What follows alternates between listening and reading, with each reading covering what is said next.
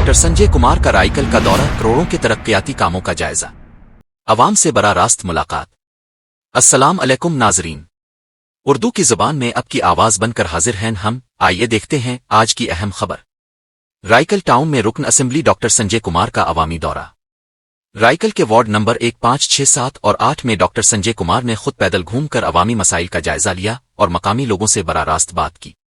انہوں نے تقریباً 6 کروڑ روپے سے جاری ترقیاتی کاموں کا معائنہ کیا، جن میں شامل تھے ڈرینیج سسٹم، سی سڑکیں، بجلی کے کھمبے، پولوں کی تعمیر، زرعی زمینوں سے گزرنے والے نالے۔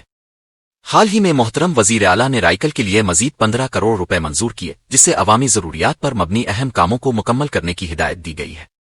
ایم ایل اے نے متعلقہ افسران کو سختی سے ہدایت دی کہ عوامی مفاد میں شفاف انداز سے منصوبے تیار کیے جائیں اور کاموں میں کوئی کوتاہی نہ ہو۔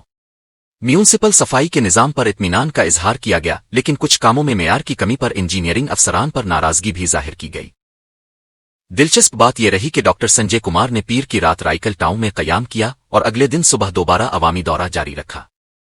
اس موقع پر میونسپل عملہ، ORWS حکام اور دیگر شریک تھے۔ ناظرین، اگر آپ اردو زبان کو پسند کرتے ہیں اور چاہتے ہیں کہ ہماری زبان کو نئی نسل میں بھی فروغ ملے تو ضرور ہمارے چینل کو سبسکرائب کریں۔ اردو ہماری پہچان، ہمارا فخر۔